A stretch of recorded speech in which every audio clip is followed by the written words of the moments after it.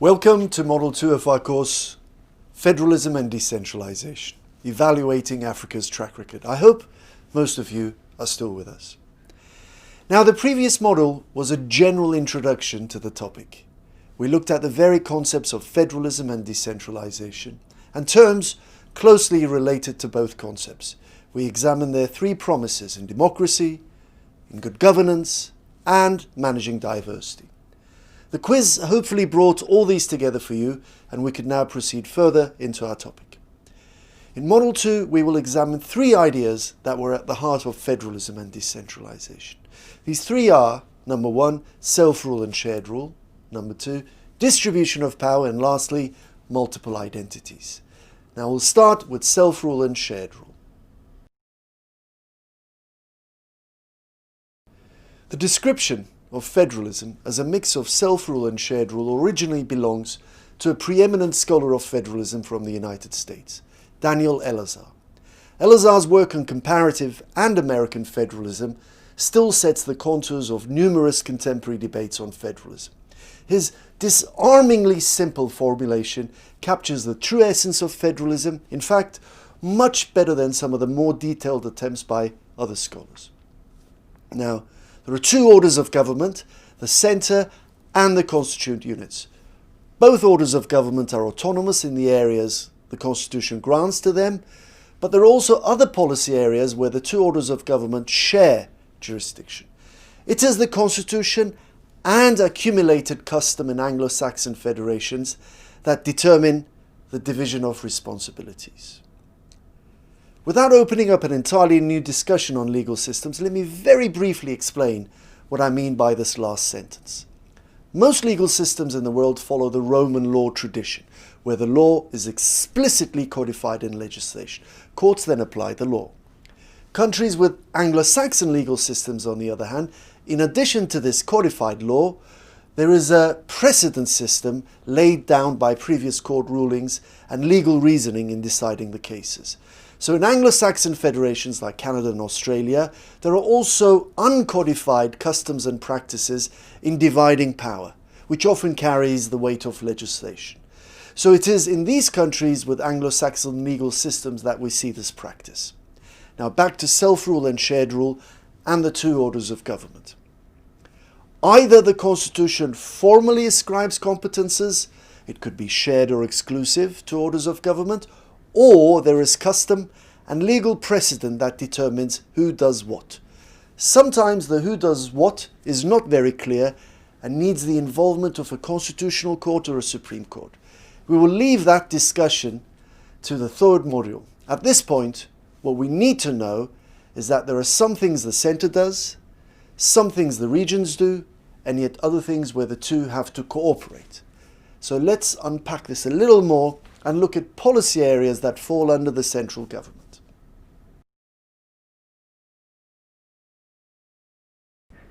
In some policy areas, the centre has control. The central government determines national goals, legislates in order to put these into practice, administers these policies or oversees their implementation, and eventually pays for it. In other words, the centre has both the first and the last say in these national issues.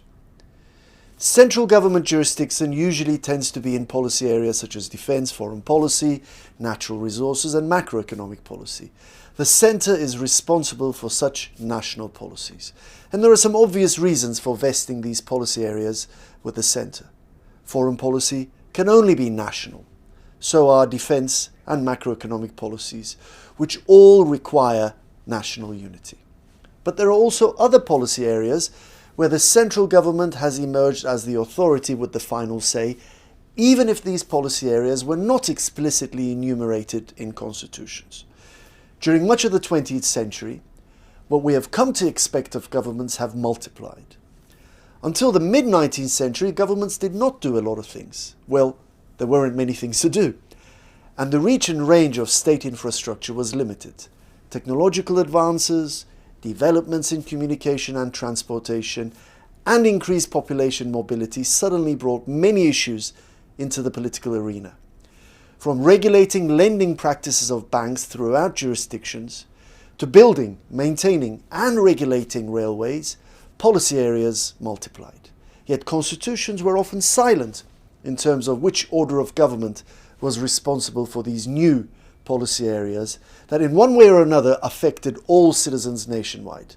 So what we had was an expansion in the role of the central government in policy areas that were not explicitly under central government jurisdiction. Through explicit constitutional amendment and legal precedent, policy areas like transportation, communication, banking, research and development emerge as federal jurisdiction in established federations like Canada and the United States. In newer federations with new constitutions, these policy areas are often explicitly given to the central government. But regional governments have not been completely helpless in this process. Some of the new policy areas brought in by modernization have increased the reach and range of regional policies as well. The multiplication of policy areas during the course of the 20th century has not only increased the profile of the central government, but also the regional governments. From tourism to foreign direct investment, regional states now do more than their traditional responsibilities in education and culture. There are policy areas where regional states have the first and the last say. That is, they set the regional goals, they legislate in order to put these into practice, administer these policies or oversee their implementation, and eventually pay for these. But it is especially in matters closely related to identity that we see exclusive regional state jurisdiction. Exclusive in the sense that no other government, be it a neighbouring regional state or the centre, can interfere. Education and culture are two such policy areas. In many federations, regional states tend to have autonomy in these two policy areas. Constitutions provide guarantees protecting the autonomy of regional states to have the final voice in these areas. In German federalism, this is called Kulturhoheit, cultural sovereignty.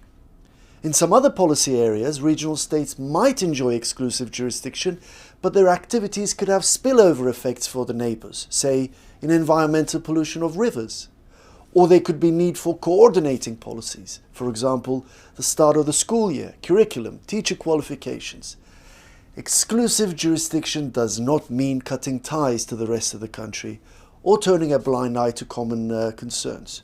Common issues requires coordination of regional policies and cooperation of regional states. Coming together in search of solutions does not invalidate self-rule. Yet in some policy areas, regional states might not enjoy exclusive control, but share the jurisdiction with other orders of government, and that is the trickiest part of federalism for us.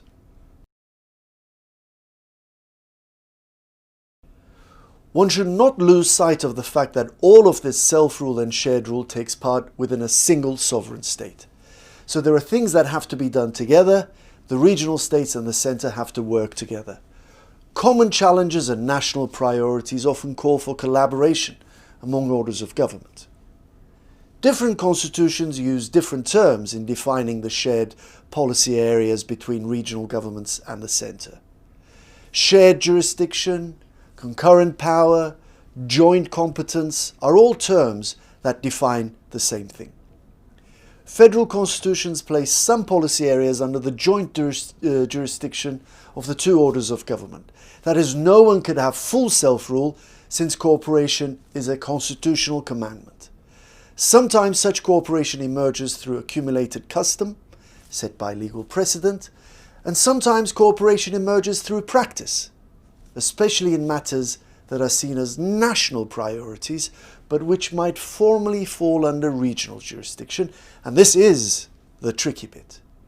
For some regional states, national priorities and calls for cooperation could be seen as encroachment by the centre and the violation of their jurisdiction. Regions with strong historic, linguistic, ethnic roots tend to be more jealous of their self-rule. This often becomes a point of contention in federal politics. That is why we hear more about Quebecois demands in Canada, Catalan and Basque demands for further autonomy in Spain, and Flemish nationalism in Belgium. Formal autonomy in their areas of jurisdiction extends to all regional states, but it is these distinct regions that make use of more of this constitutional protection.